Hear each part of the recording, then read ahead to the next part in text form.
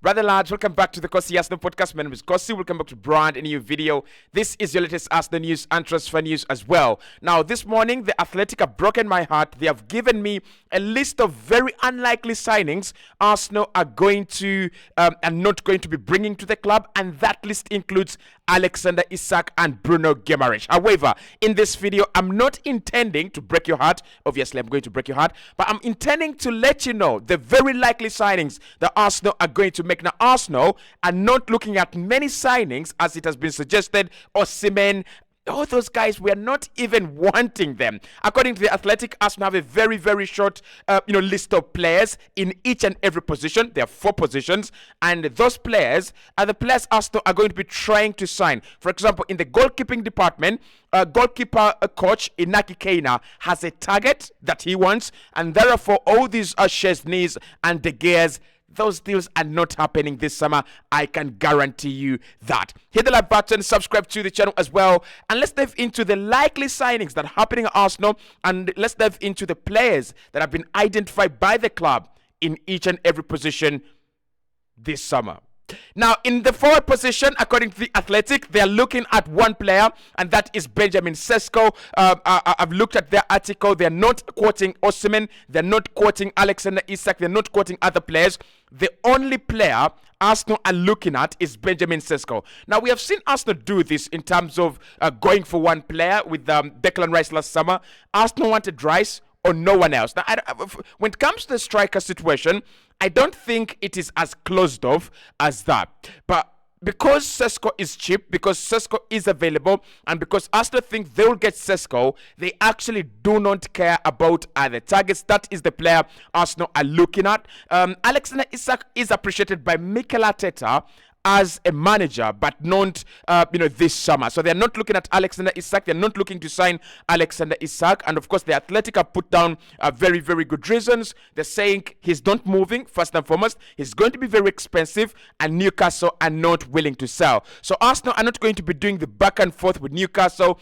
You don't want to sell, but you should to sell to us. And this and all that kind of situations. They don't want to get involved in that. They don't want to pay high money for players that are not willing to be sold by their club. So Benjamin Sesko is your number one target, and at the moment, your only target in terms of forwards by the article that has been released by the Athletic today. Now, for me, if Arsenal can get Sesko, I don't have a problem with Arsenal having one target. I mean, it has worked before. It has worked in the past where we have had Odegaard as the leading priority in number 10, and we let go of Maddison. We let go of a chance to sign James Maddison, and eventually we did get Odegaard, and it actually worked out. So if Arsenal think Sesko is the player, if Arsenal think Sesko is the deal, well, I'm going to support Sesko. I'm going to support Mikel Arteta like I've always done. Let's go and get Sesko and see how that one works out. Now, in terms of likelihood, this is a smart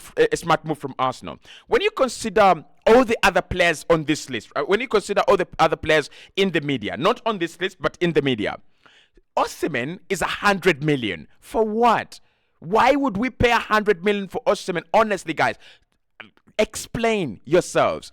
Alexander Isak is 200 million. For what? Why would we pay 200 million for Alexander Isak? Watkins is not for sale, although Mikel Arteta appreciates him. So I think after the deliberations and conversations, like Edu said, it is not a Mikel Arteta decision, or it is not one Edu decision. It's a collective decision right from across the board. So I think through negotiations and after thorough negotiations, Benjamin Sesko stood out as a gettable option, attainable option, but also a player that Mikel Arteta could actually use in terms of tactical flexibility and also versatility as well. So for your number 9, for your centre forward, it is Benjamin Sesko. Alexander Isak is not attainable. He's not a target Arsenal are actively going to do, and don't expect any developments on that deal as per the Athletic this morning. I told you I was going to break your heart. Now, in terms of wingers, Arsenal are very, very serious in terms of getting a winger.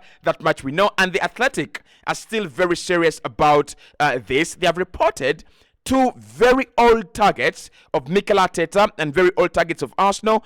It is not the players, again, we were expecting. It's not the players that we've been hearing in the last 24, 48 hours in the last week.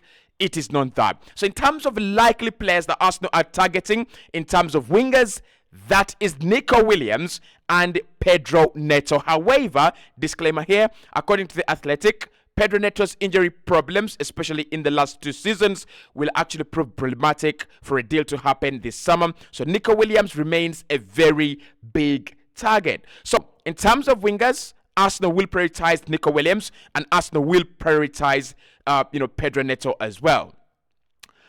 I don't have a problem with any of the two. Now, you guys have convinced me in the comment box that you've seen Nico Williams and he's electric. Don't lie to me. How many times do you watch Bilbao? How many times do you watch La Liga? This boy, of course, it's electric for us who enjoy the Spanish La Liga and enjoy Spanish football. But if you don't watch Spanish football, don't go on YouTube and watch clips and try to talk to me about this boy. He's my boy. I understand him, right? So, in terms of wingers, it's very, very interesting. I would go with Nico Williams over Pedro Neto because of the injury record. But if Pedro Neto's injury record can actually be dealt with, and that is a big if it can be dealt with, I'm going with Pedro Neto all day. And the reason that's why I would go with Pedro Neto is that Premier League experience for me. Mikel Arteta has been big on Premier League proven players, and it has actually paid off. I think Ben White coming into the team from the Premier League, that paid off. I think the fact that Odegaard came into the Premier League for at least half a season, and Mikel Arteta assessed him from the Premier League standard, that worked very well as well. Declan Rice, obviously, Jorginho, obviously, Kai Havertz, obviously, and a couple of other players you can actually think of that we have got from the Premier League. So I think Pedro Neto would be above Nico Williams. Arsenal have looked at him more, and I think he would fit the Mikel Arteta system better. But also in terms of technical ability, I just love Pedro Neto. He's aggressive, he's quick, he's technically able, he scores a couple of goals and he creates good chances as well. Like, there is nothing not to like about Pedro Neto apart from his injury record. So if you're talking about his injury record, if you're talking to me about him being in the sick bay for half of the season, sorry, thank you, see you later, let's go for Nico Williams. Now, why I think Nico Williams would be a good signing is that release clause for me. He's talented, Arsenal appreciates him, but then he's got that release clause that Barcelona obviously are trying to fidget around, but we know Barcelona are that old, bagler that can no longer pick a lock. When I think about Nico Williams, young, very, very exciting, very talented, he can be able to provide a threat on both flanks, and he will be able to provide a threat to Bukayo Saka's position. So Saka's got to be on top of his game if you get a player like Nico Williams. He's still young, so that means that he will want to push through the door. You're not just signing him to sit on the bench. You're not just signing him to, just be a back carrier for Bukayo Saka. So in terms of wingers, again, I'm not disappointed. Thought we would see something like Mohamed Kudus, Michael Olise. Thought we would see something like your boys Johan Bakayoko. Those names are not among the targets that we are looking at. It's actually Nico Williams, who's been appreciated for a long time, and Pedro Neto. And it brings out a point that I talked about a couple of weeks ago. I don't think Arsenal's list is being made today. I think Arsenal's transfer list was made a couple of months ago, and these are the players that were already discussed. I don't think we are going to see someone shine at the Euros, and he was not part of the Arsenal targets, and then we see Arsenal really get excited. It could happen. I just don't see it happen, right? So in terms of attacking options, Arsenal will look to bolster their attack, and those are the three options that Arsenal are considerably and actively pursuing. Let's move over to the midfield, where I'm about to upset you even the more. The more likely midfield option is not Bruno Guimaraes, as Bruno Guimaraes is very, very similar to Isak's conditions. Very expensive, Newcastle don't want to sell, and obviously the player is willing to stay and would love to stay at Newcastle, as he sees himself as a major pillar in the building process of the club. So, who are we looking at? Who is the main target? And who are some of the other targets that Arsenal are looking at? Now, The Athletic have said that there is interest in Bruno Guimaraes, and that is all. And that was reported, I think, around 4 weeks ago or 5 weeks ago. They said Arsenal do admire Bruno Guimaraes. They admire, Douglas Luiz, but nothing is happening on those deals. We don't expect any developments on the Bruno Guimaraes deal. We don't expect any developments on the Douglas Luiz deal, right? With Douglas Luiz, keep your eyes open. Honestly, you might see him end up at Juventus or Napoli, and you'll ask yourself, why didn't they sell to Arsenal, right? But in terms of the active targets that Arsenal are looking to bring in the midfield, these are the targets. And just a disclaimer still, or just a point to note, the Athletic have made it clear that Arsenal's pursuit of a midfielder depends on Declan Rice's future position. If Declan Rice is seen as a 6, he's going to be... he will influence Arsenal to sign a number 8. But if he's going to play as a number 8 going into the future, Arsenal will go in and sign a number 6. And also, the Athletic are saying that Arsenal are very, very cautious about the profile of a player that's coming in. They want to bring in a player that is kind of all-round, can play across the shop in midfield. So Bruno Guimaraes would have been a very good fit. However, that deal ain't happening. So, who is happening? The top priority in this position is Martin Zubimendi in midfield. Martin Zubimendi, 50 million release clause this summer. Arsenal have followed him for quite some time. He's at the same club that Mikel Arteta started his football. Did he start his football there or really played a lot of football there during his early days? Whichever way you want to put it. Zubi is our main target in that position. I want your thoughts. I really, really do want your thoughts.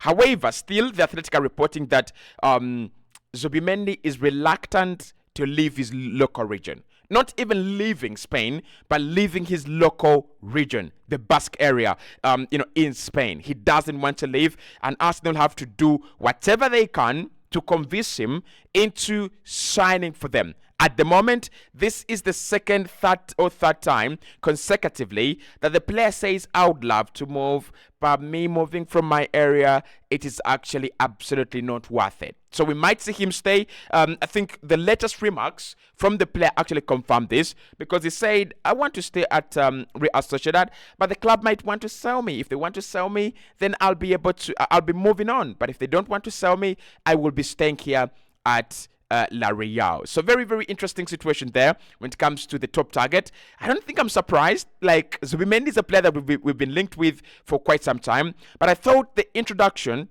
of Bruno Guimaraes and potentially Douglas Luiz could actually change Arsenal's targets. That is not happening. Now, if that doesn't happen, who are we signing?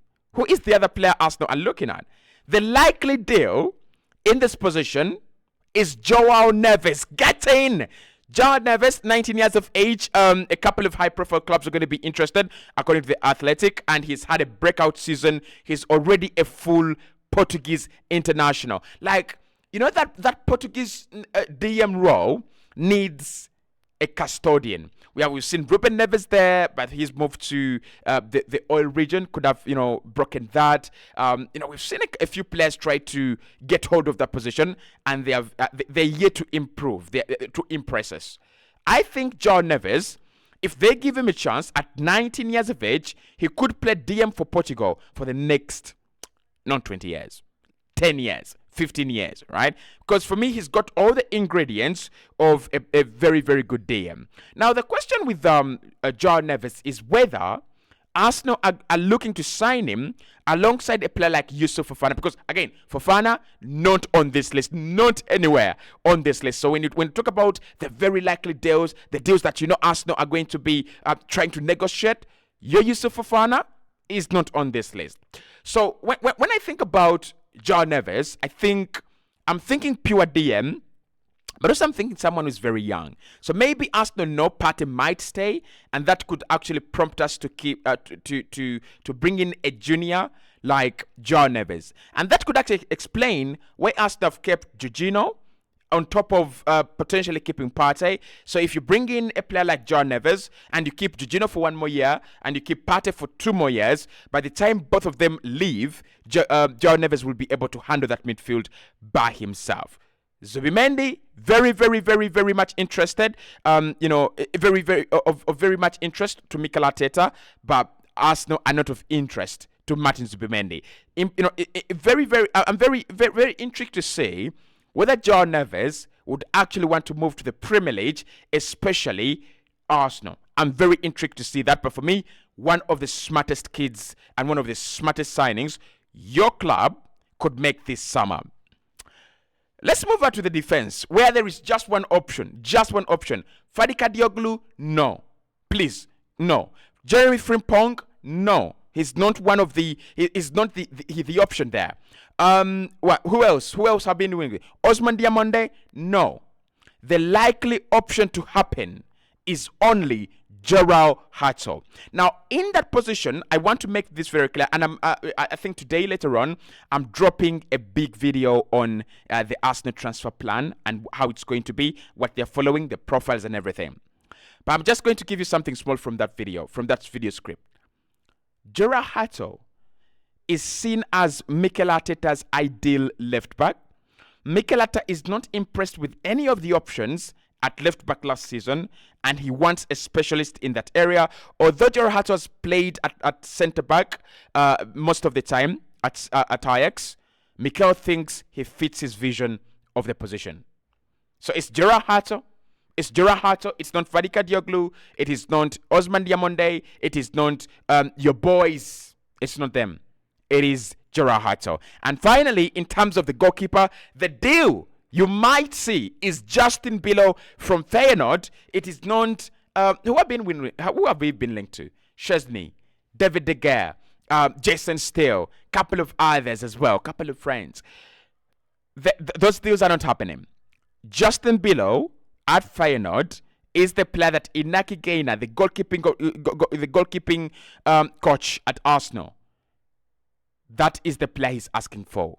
So, in terms of who the new goalkeeper is going to be, it's actually going to be Justin Bilo that Arsenal try to sign. If we can get him, if we can get the deal done, then no other choices are going to be discussed. Now, in terms of the goalkeeping department, there is a huge update and there's a huge exodus happening at Arsenal this summer. Make sure you tune into my next video, which is the Arsenal transfer plan, where we're going to be discussing why Arsenal are going for 3 goalkeepers or even 2 goalkeepers this summer, why Arsenal are not interested in many defenders, just Gerald Hartel, and we'll be discussing the midfield, what exactly happens if Martin Zubimendi doesn't sign for us. I'll speak to you right in the next one.